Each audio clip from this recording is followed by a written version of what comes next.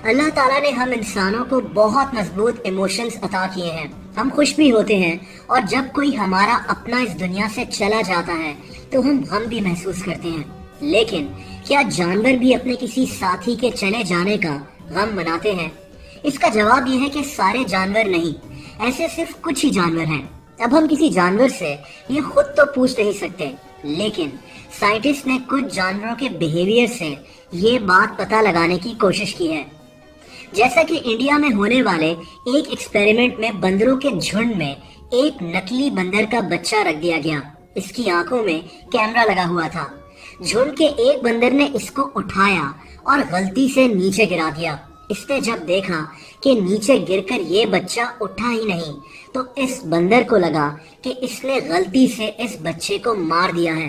یہ بندر اس کھلونے کو اٹھا کر اپنا سر جھکا کر ندامت میں کھڑا ہو گیا.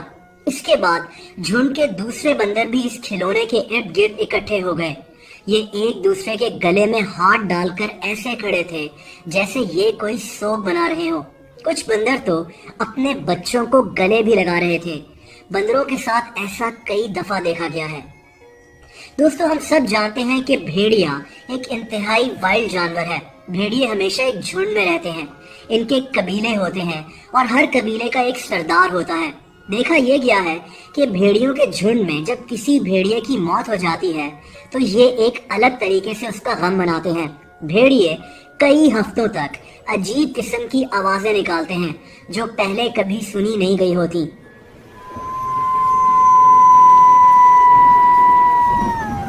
اس دوران یہ آہستہ اور بہت ڈھیلا ہو کر چلتے ہیں. جس جگہ ان کے ساتھی کی موت ہوئی ہوتی ہے یہ اس جگہ کو بار بار جا کر سونگتے بھی ہیں. ایسا 6 ہفتوں تک چل سکتا ہے اور پھر کہیں جا کر ان کا جھنڈ نارمل لائف جینا شروع کرتا ہے.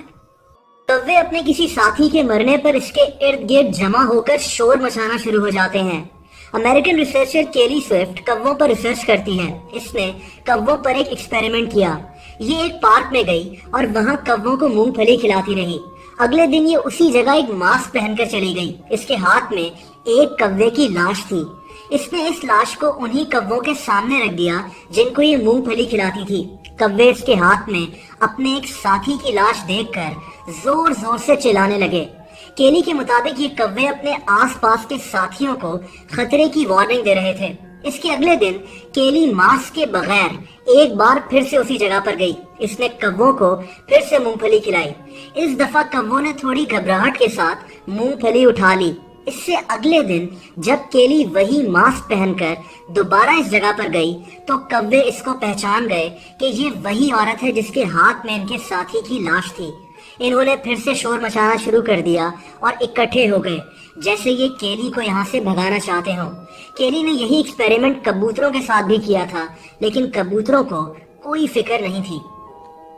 سمندری جانور ویل کے متعلق بھی کہا جاتا ہے کہ یہ ایک دوسرے کے ساتھ کافی گھل مل کر رہتی ہیں. ریسرچرز کے مطابق ویل کافی سمارٹ جانور ہے اور یہ اپنے بچوں کو کبھی بھی مصیبت میں اکیلا نہیں چھوڑتی.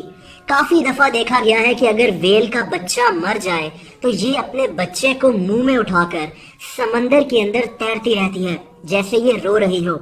ویلز کے متعلق ایک اور چیز بھی دیکھی گئی ہے اور وہ یہ کہ جب کوئی ویل مر جاتی ہے تو کافی ساری ویلز اپنے آپ کو پانی سے نکال کر سمندر کے کنارے لے آتی ہیں. یہ ان کے لیے بہت خطرناک ہوتا ہے، اسی لیے ان کو واپس سمندر میں ڈالنے کی کوشش کی جاتی ہے. اور آخر میں ہاتھیوں کی بات کرتے ہیں. ہاتھی آپس میں بہت یونٹی کے ساتھ رہتے ہیں. اگر ان کا کوئی ساتھی مر جائے تو ہاتھی اس کے ارد گرد جمع ہو جاتے ہیں. یہ اپنی سونڈ کے ساتھ اس کی باڈی کو چھوتے ہیں. یہ بھی کہا جاتا ہے کہ یہ مرے ہوئے ہاتھی پر پتے اور جھاڑیاں اٹھا کر پھینکتے ہیں. اس کے بعد یہ اس ہاتھی کے ارد گرد کافی دیر تک کھڑے ہو کر اس کو دیکھتے رہتے ہیں. کئی دفعہ یہ اس ہاتھی کی لاش کو اپنے ساتھ لے جانے کی بھی کوشش کرتے ہیں.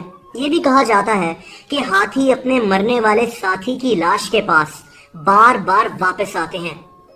کئی اور جانور مختلف طرح سے بہیو کرتے ہیں. جیسے ڈالفنز کسی بھی مری ہوئی ڈالفن کی لاش کی حفاظت کرتی ہیں اور کسی اور جانور کو اس کے پاس نہیں آنے دیتی.